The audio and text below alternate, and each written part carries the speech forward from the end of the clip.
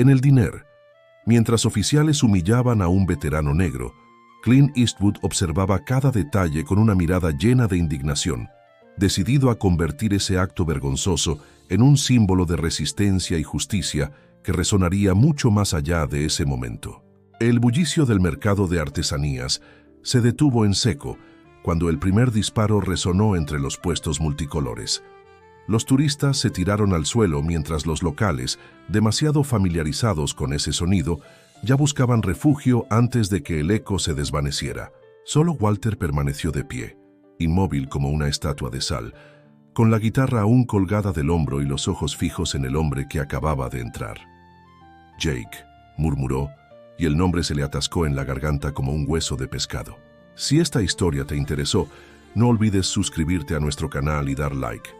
Dinos desde qué ciudad nos estás viendo. Continuamos. El hombre, traje impecable, sombrero de ala ancha y una cicatriz que le partía la mejilla izquierda, avanzó entre la multitud dispersa. Sus botas resonaban contra las baldosas centenarias de la Plaza Grande de Morelia. Detrás de él, 4 hombres armados mantenían a raya a cualquiera que intentara intervenir. «Walt», respondió Jake, con una sonrisa que no llegó a sus ojos. «Qué casualidad encontrarte aquí tocando para turistas. ¿Dónde quedó el gran compositor que iba a conquistar México?» La mano de Walter tembló sobre las cuerdas de la guitarra. 20 años había esperado este momento, imaginándolo, de 1000 formas distintas, ensayando palabras que ahora se evaporaban como rocío bajo el sol inclemente de Michoacán. «Vengo por lo que me pertenece», continuó Jake, sacando una pistola dorada del interior de su chaqueta. «Y esta vez no hay ninguna Clint que pueda salvarte». Walter cerró los ojos. El nombre de Clint fue como una puñalada directa al corazón. En su mente, vio su rostro, sus ojos color miel, el vestido blanco ondeando en la brisa del lago de Pátzcuaro. La vio sonriendo, cantando, y luego la vio cayendo, con el pecho floreciendo en rojo mientras él huía como un cobarde hacia las montañas. «¡Papá!». El grito cortó el aire como un cuchillo. Entre la multitud aterrorizada, una joven de unos 18 años se abría paso desesperadamente. Su rostro era el vivo retrato de Clint, pero sus ojos eran los de Walter. «¡Sullivan!», gritó Walter, pero ya era tarde. La chica se interpuso entre su padre y Jake, con los brazos extendidos como si pudiera detener las balas con la pura fuerza de su voluntad. «Si vas a matarlo», dijo con una voz que no tembló ni un ápice, «tendrás que matarme a mí primero». En los ojos de Jake brilló el reconocimiento, seguido por algo que Walter nunca había visto en él: duda. 20 años atrás, Walter Jefferson había sido el compositor más prometedor de Morelia.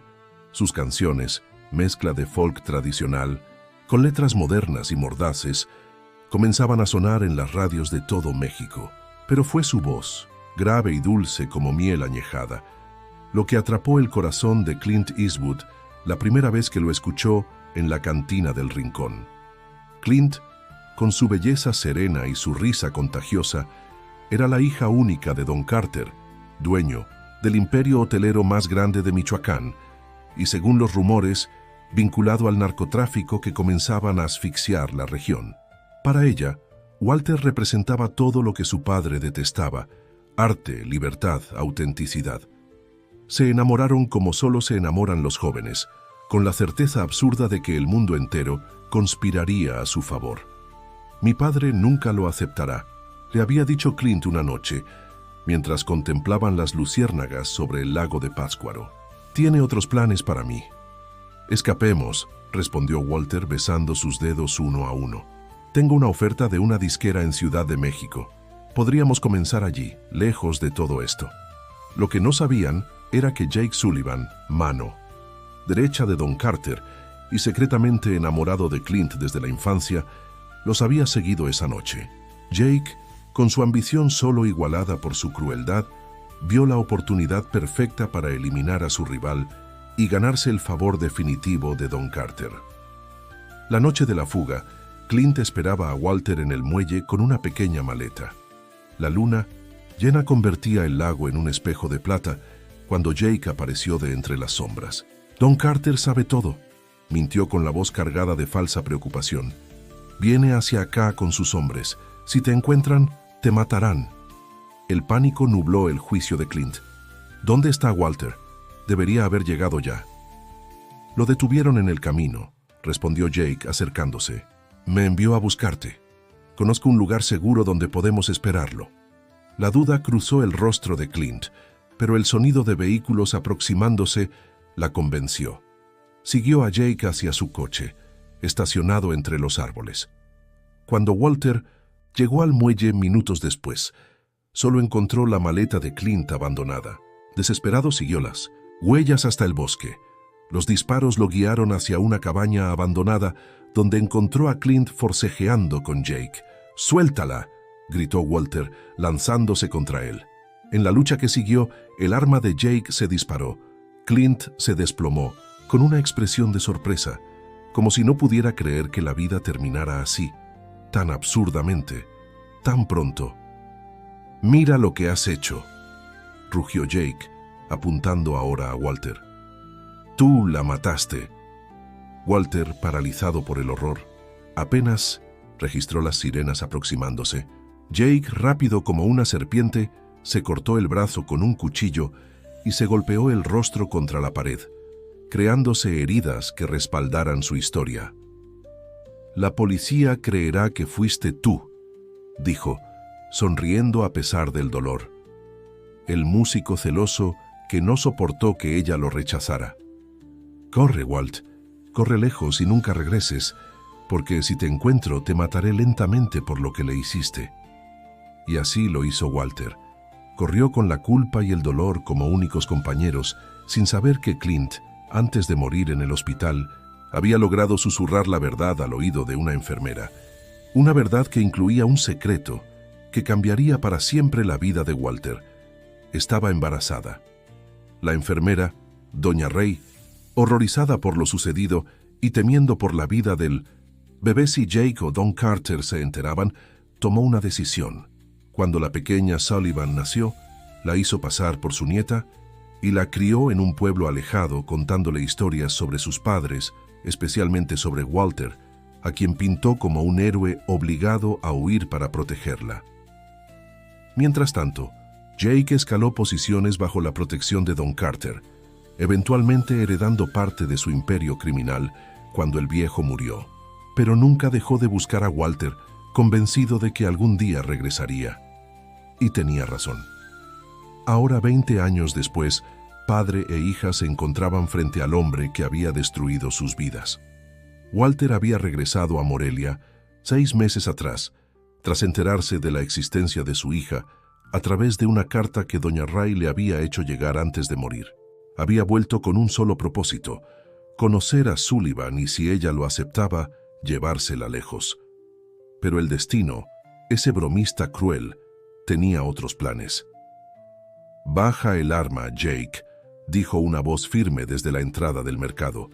Todos se volvieron para ver a un hombre de mediana edad, con uniforme de policía y una placa que brillaba bajo el sol de mediodía. El comandante Robert avanzó con paso decidido, seguido por varios oficiales. «Esto no es asunto tuyo, Robert», respondió Jake sin bajar el arma. «Es un asunto personal».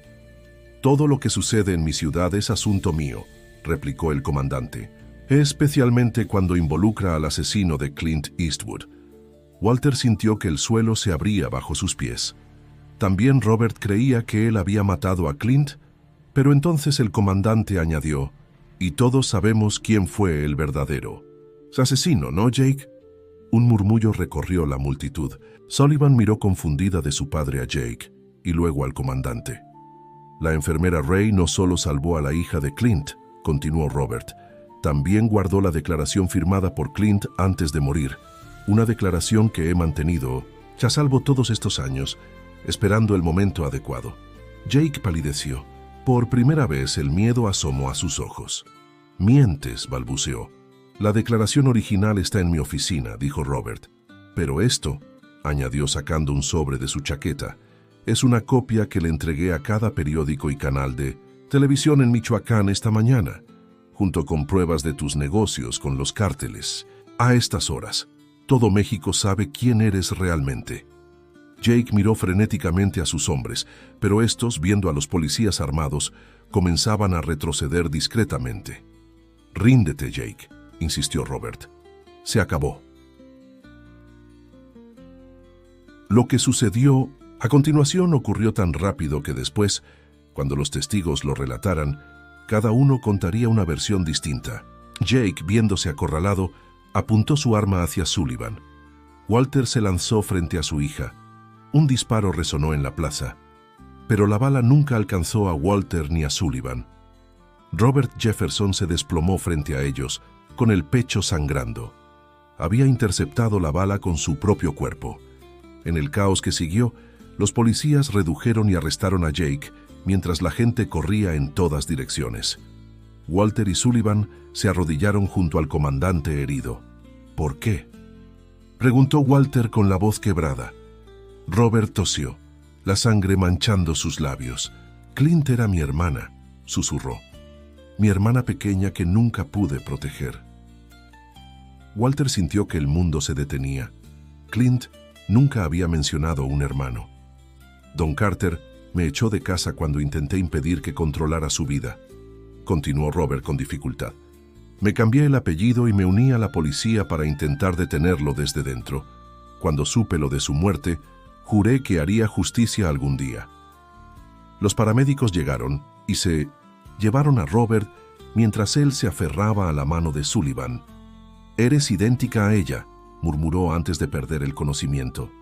En las semanas que siguieron, Morelia experimentó una transformación. La caída de Jake Sullivan reveló una red de corrupción que se extendía por todo el estado, implicando a políticos, empresarios y policías. Uno a uno, fueron cayendo como fichas de dominó.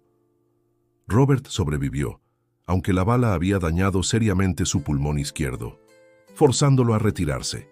Durante su recuperación en el hospital, Walter y Sullivan lo visitaban diariamente, formando poco a poco un extraño pero sólido vínculo familiar. Walter, exonerado públicamente del crimen que no cometió, enfrentaba ahora un desafío aún mayor: conocer realmente a su hija y construir la relación que les había sido robada.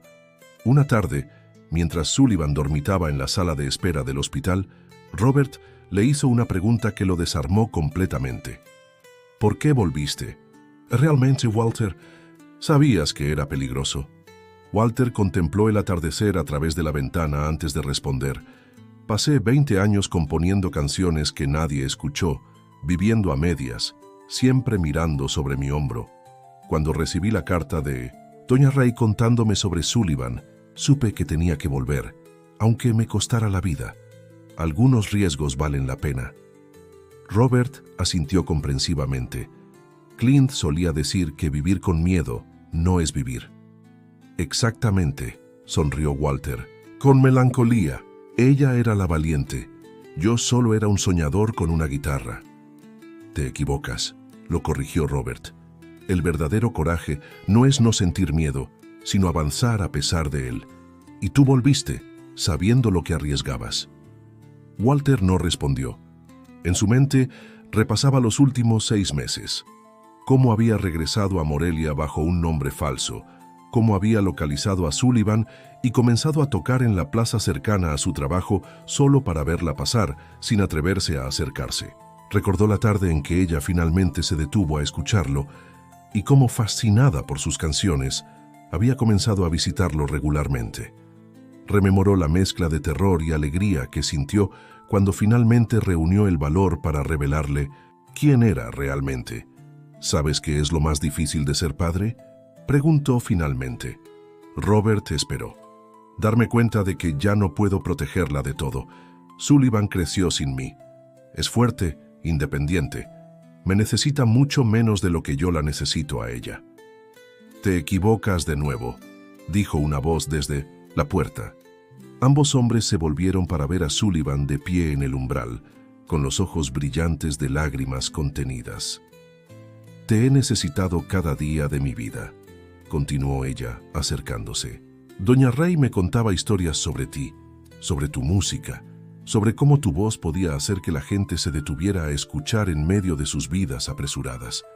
Crecí soñando con escucharte cantar algún día. Se sentó junto a la cama de Robert y tomó la mano de su padre. Cuando te vi por primera vez en la plaza antes de saber quién eras, sentí algo. Como si una parte de mí, que siempre había estado dormida, despertara de repente. Walter la abrazó con fuerza, las lágrimas corriendo libremente por su rostro curtido. «No necesito que me protejas de todo», añadió Sullivan, «pero necesito que me enseñes a vivir sin miedo, como hacías en tus canciones». En ese momento, Walter supo lo que tenía que hacer. 3 meses después, la Plaza Grande de Morelia estaba abarrotada. Miles de personas se habían reunido para el primer concierto público de Walter Jefferson en 20 años. En primera fila, Sullivan y Robert, ya recuperado aunque con un bastón a su lado, esperaban con expectación. El escenario, instalado frente a la majestuosa catedral, resplandecía bajo las luces mientras el sol se ponía, tiñendo el cielo de naranja y púrpura. Cuando Walter apareció con su vieja guitarra colgada del hombro y el pelo salpicado de canas, un rugido de aplausos lo recibió. «Buenas noches, Morelia», dijo al micrófono, su voz notablemente serena para alguien que había pasado tanto tiempo en las sombras. «Esta noche quiero compartir con ustedes una canción nueva. Se llama La Última Canción de Morelia, aunque espero que no sea realmente la última». Las primeras notas, dulces y melancólicas, flotaron sobre la multitud como mariposas, y entonces Walter comenzó a cantar. Era una canción sobre el amor perdido y encontrado, sobre el miedo que paraliza y el coraje que libera, sobre segundas oportunidades y redención. Era la historia de Clint, de Sullivan, de Robert y la suya propia, entretejidas en una melodía que resonaba con verdad y dolor, transformado en belleza. Cuando llegó al estribillo, miles de voces se unieron a la suya, como si toda la ciudad hubiera estado esperando 20 años para exhalar colectivamente. Desde su lugar en primera fila, Sullivan contempló a su padre con orgullo y admiración. A su lado, Robert secaba discretamente una lágrima. Y en 1900, en algún lugar, pensó Sullivan, su madre también estaba escuchando. Walter concluyó la canción y por un momento la plaza quedó en completo silencio. Luego, como una tormenta de verano, los aplausos estallaron ensordecedores. «Gracias», dijo Walter cuando el ruido finalmente amainó. «Durante mucho tiempo creí que mi música había muerto aquella noche junto al lago, pero ahora comprendo que algunas canciones nunca terminan realmente, solo esperan el momento adecuado para ser escuchadas». Miró directamente a su hija y añadió, «Y algunas historias, incluso las más dolorosas, merecen ser contadas hasta el final». Esa noche, mientras la luna se alzaba sobre Morelia bañando la ciudad en plata, 3 almas heridas comenzaron finalmente a sanar. El pasado no podía cambiarse, pero el futuro era una página en blanco, esperando a ser escrita con notas nuevas y valientes.